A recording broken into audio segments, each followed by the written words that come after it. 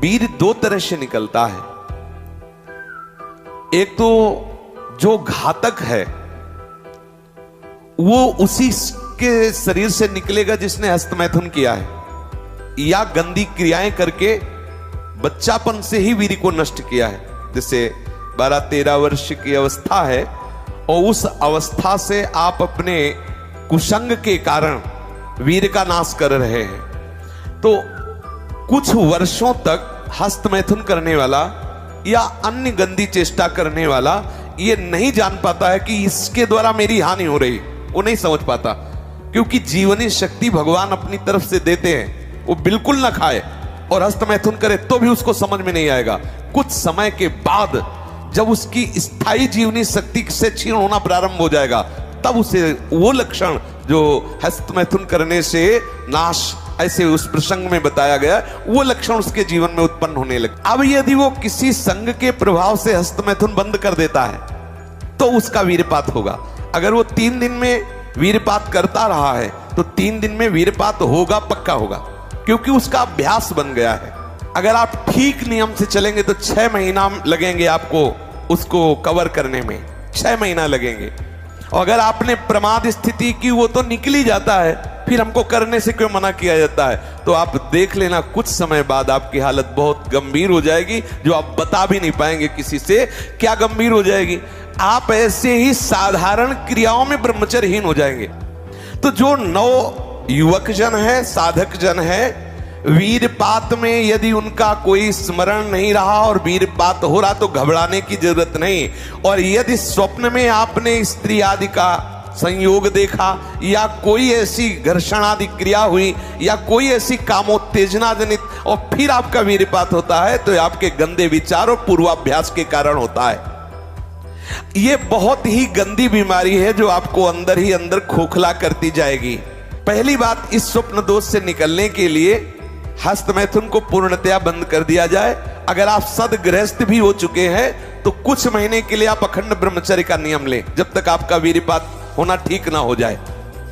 आप वो हानिकारक जो कामोत्तेजना बढ़ाने वाले भोजन है उनको छोड़िए, जैसे अत्यधिक नमक, बहुत कड़वी लाल मिर्च, और जैसे बहुत ही वो मीट मसाला आदि जो बहुत ही कड़वा तीखा, ऐसा गरम मसाला, और बिल्कुल गर्मा गर्म भोजन, ये आपके स्वप्न दोष के ठीक होने की बात है। यदि आप स्वप्न दोष से बचना चाहते हैं तो अत्यधिक नमक, बहुत कड़वी मिर्च, बहुत ही वो उष्ण गर्मा गर्म भोजन, बहुत गर्म मसाले से बना हुआ भोजन, और अत्यंत खट्टी चटनी, जैसे इमली की है, कच्चे आम की चटनी है, और मांस। ये जो लोग कहते हैं कि मांस ताकतवर होता है, तुम्हारी चर्बी बढ़ा देगा, ताकत नहीं। ताकत कहते हैं संकल्प शक्ति को। ताकत शरीर शक्ति प्रधानता नहीं होती। संकल्प शक्ति का एक महात्मा पूरे समुद्र को अंजुलि में पी गया। देखो, संकल्प शक्ति, शरीर की शक्ति एक सीमित शक्ति है, संकल्प शक्ति एक महान शक्ति है। जो ब्रह्मचर्य से युक्त होता है उसकी संकल्प शक्ति बढ़ती है। भले आप मांस खा के मोटी चर्बी और आप व्यायाम करके दिखा सकते हैं कि देखो मैं ब्रह्मचर्य क्षीण करता हूं लेकिन बलवान हूं, लेकिन आप आत्मशक्तिहीन है। वो आपका मोटा हो जाना बलवान नहीं है, आपके सुंदर सुंदर मांसपेशियां निकल आना वो बल नहीं है। आप शक्ति, बलवान वो है जो आए हुए आंतरिक वेगों को सह जाए। आए हुए आंतरिक वेग को जो सह गया वही बलवान है। ये जो मछली, अंडा, मांस खाते हैं ये कभी इस रोग से मुक्त नहीं हो पाएंगे। और जो लोग कहते हैं मैं तो खाता हूं मेरे अंदर नहीं, विश्वास मत मानना, पक्का झूठा है वो। जो शराब पीता है वो अपने वीर को पवित्र नहीं रख पाएगा। चाहे गृहस्थ हो, चाहे व्यापारी हो, चाहे किसी भी तरह की स्थिति में हो, सावधान हो जाओ, ये शराब आपके जीवन को नष्ट कर देगी। ब्रह्मचर्य में अपने आप एक उन्माद है, थोड़ा अंगूर, मीठे संतरा, सेव, अनार, ये स्वास्थ्यवर्धक वस्तुएं आप ले सकते हैं। लेकिन ऐसे वस्तु जो आपके ब्रह्मचर्य को नष्ट करें, ये पहले भोजन छोड़ें।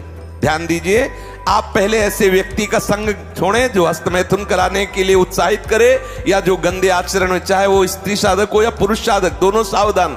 ये रोग एक में ही नहीं होता, ये रोग दोनों शरीरधारियों में होता है, कामोत्तेजना दोनों को आती है। गंदे संग के कारण दोनों साधक गंदी आचरण कर बैठते हो, दोनों इस रोग से पीड़ित होते। पुरुष तो इस रोग को प्रकट कर देता है, माताएं बहनें इस रोग को प्रकाशित नहीं कर पाती, लेकिन पीड़ित होती है इस रोग से। यदि सावधान उपासक न चले तो चाहे स्त्री शरीर हो चाहे पुरुष शरीर, उसको कष्ट होता है। दूसरी बात इसमें सहयोग है 4 बजे उठना। ये जो लोग सुबह 8 बजे तक 9 बजे तक सोते रहते हैं और सोचते रहते हैं कि हम ब्रह्मचर्य रह पाएंगे या स्वप्न दोष से निकल पाए, कभी नहीं हो सकता। भगवान सूर्य जब उदय होते हैं तो आपकी आत्मशक्ति नष्ट होने लगती है। यदि आप उठ करके उनका स्वागत न करें, अर्घ्य न दें, प्रणाम न करें, जग कर भगवान नाम जप न करें। 4 बजे से 6 बजे तक का समय पूरे 24 घंटे के लिए पावर वाला समय है। यदि उस समय आप सो रहे हैं तो वो हमारी बात भी न सुने, वो इस काबिल नहीं कि इसको धारण कर सके। जो सुबह 4 बजे से 6 बजे तक सोएगा वो ब्रह्मचारी रह ही नहीं सकता पक्का। कुछ लोगों को लगता है कि 1-2 बजे ही स्वप्न दोष हो जाता है, 4 बजे की आवश्यकता नहीं। तुमने गलत आदतें की, तुमने अपनी नस नाड़ियों को इतनी घर्षण शक्ति से कमजोर कर लिया है कि रोकने की क्षमता नहीं रखी। तो आपको उदास नहीं होना, ऐसा भोजन छोड़ो, ऐसा संग छोड़ो और 4 बजे जगो। जगने पर तत्काल आप बासी पानी पिए, तांबे के पात्र में रखा हुआ पानी, और 1-2 लीटर पिए। ऐसा ना करें कि आप 1 गिलास में छोटा कस की पीजिए। अगर उल्टी हो जाती तो और अच्छा है, आप पी के तो देखिए। वज्रासन में बैठकर जल पीजिए, फिर थोड़ा टहलिए, सोच जाइए। आप गृहस्थ हो, विरक्त हो, कोई भी हो, अगर आप शुद्ध ब्रह्मचर्य रहना चाहते, स्वप्न दोष से निपटना चाहते, तत्काल व्यायाम कीजिए। 30 मिनट कम से कम। दंड है, बैठक है, और भी आसन है योगियों ने बताए हैं। और फिर 20 मिनट कम से कम प्राणायाम कीजिए, कपालभाति, अनुलोम विलोम आदि जो भी आप सीख पाए। और इसके बाद 30 मिनट तक कोई खान पान न कीजिए। प्राणायाम व्यायाम के 30 मिनट तक ना आप चाय पीजिए ना पानी। चाय तो बड़े बूढ़ों की बात है, आपका शरीर रोगी हो तो चाय की जरूरत क्या है। ब्रह्मचारी अपने आप में इतना चाय होता है कि उसे जरूरत ही नहीं दूसरे किसी गर्म पदार्थ पाने की। अब ये सावधानी रखे कि जैसे आजकल बहुत बड़ा खतरनाक चल गया है स्मार्ट मोबाइल, इंटरनेट। उसमें क्या है कि बहुत से बच्चे विषय आकर्षण के कारण गंदी फिल्में, जिनमें हमारा शास्त्र आदेश करता है किसी भी पक्षी को भोग करते ना देखे। भागवत अन्य शास्त्र भी आदेश करते कोई भी जीव यदि भोग कर रहा हो तो हम ना देखें, और हम मनुष्यों का भोग देखें उसमें, और हम सोचे कि हमारा आप कोई क्रिया ना करो, केवल गंदे वो भोग संबंधी चित्र देख लो तो आपके मन में जो संस्कार बन रहे हैं, जो कामोत्तेजक भाव बन रहे हैं, वो आपको ब्रह्मचर्य नहीं रहने देंगे। सोते जागते उठते बैठते आपका वीर स्खलित हो जाएगा। ये स्त्री संबंधी, पुरुष संबंधी, भोग संबंधी वार्ता हमारे अंदर संस्कार डालती है और हम समझ नहीं पाते। वो हमारे अंदर ऐसी अग्नि पैदा करती है जिससे वीर शक्ति स्खलित हो जाती है। कभी हम सोच में बैठे लघु शंका में तो सबसे पहले वीर स्खलित हो गया। अब आपको लगेगा कि ये रोग है, रोग नहीं, आपकी गलती है। आपने जो गलत चिंतन किया, क्रिया नहीं की, लेकिन मनोवाह नाड़ी ने संपूर्ण शरीर से वीर को खींच करके वो निकाल दिया। अब निकल जाएगा वो आपके असावधानी के समय। इसलिए आप सावधान रहे। कभी भी कोई ऐसे ग्रंथ को ना पढ़ें जिसमें कामोत्तेजक भाव लिखे हो।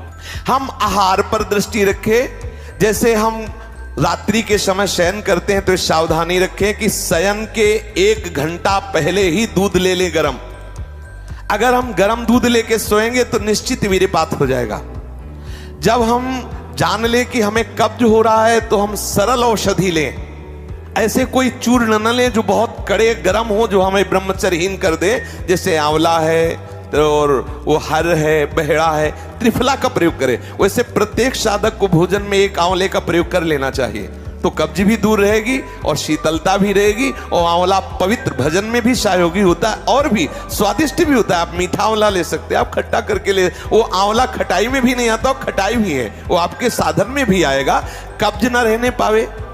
अगर हमारे शरीर में, पेट में कब्ज है तो कब्ज में, आंतों में जो जमा हुआ मल है वो ऐसी उत्तेजना पैदा करेगा कि आपका वीर स्खलित हो जाएगा। इसलिए कब्ज भी ना होने पावे। साधक अगर इन नियमों का पालन करे, और भगवत स्मरण प्रधान है। ब्रह्मचर्य में सबसे प्रधान औषधि है स्मरण। आपकी जो स्मृति कामुक हो गई है उसको बदलिए। अगर आपका चिंतन नहीं बदला तो आप चाहे जितनी औषधियां खा ले, आप ब्रह्मचर्य को संभाल नहीं सकते। औषधि एक सपोर्ट है।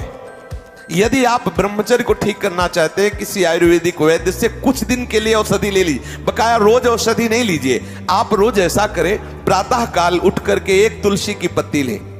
जैसे आप नहा धो चुके, एक तुलसी दल लिया, ठाकुर जी के चरणों में चढ़ा दिया, और रात्रि के समय शाम टाइम एक नीम की पत्ती लें, एक पत्ती, और कुछ दिन उसे पाइए। अगर आपको पच जाए तो फिर एक एक बढ़ा दीजिए, 10-10 पत्ती तक जाइए। किसी और औषधि की जरूरत नहीं। हर रोग का निवारण तुलसी की पत्ती और नीम की पत्ती सुबह शाम करने से हो जाए। आप देख लीजिए, ये ज्यादा औषधियों को ना खाए, नहीं तो जब औषधि छोड़ोगे तब कमजोर हो जाओगे। अगर आप बहुत हालत खराब है तो आयुर्वेदिक कुछ ऐसी औषधियां कई महात्माओं ने निकाली है जो आपकी वीर्य को पुष्ट करती है, उनको सहयोग के लिए ले ले, और बकाया चिंतन बदले, कुसंग का त्याग करे, भोजन सात्विक रखे, और नींद भर ही सोए। ज्यादा नहीं कि प्रमाद स्थिति में पड़े रहोगे तो फिर भी ब्रह्मचर्य हानि की संभावना है। नींद भर सोए, प्रातःकालीन बेला पर जग जाए, प्राणायाम व्यायाम करे तो निश्चित इस पर विजय प्राप्त। ऐसे ऐसे साधक हैं कि 10-10 वर्ष हो गए स्वप्न दोष नहीं हुआ, 10-10 वर्ष हो गए स्वप्न दोष ही नहीं हुआ। ऐसे भी उपासक है हमारे पास है, अपने पास है, 10 वर्ष हो गए स्वप्न दोष ही नहीं हुआ। तो क्या है, उन्होंने संयम किया, वीर जो है स्थगित हो गया, परिपक्व हो गया, धीरे धीरे ऊर्ध्वगामी होने लगता है। आप कभी घबराए नहीं साधक, सावधानी पूर्वक ये जो बातें बताई गई अपने जीवन में उतारे। चाहे गृहस्थ हो चाहे विरक्त, वीर ही अमृत है, वीर त्याग ही मृत्यु है, इतना समझ ले। श्री राधा वल्लभ लाल की।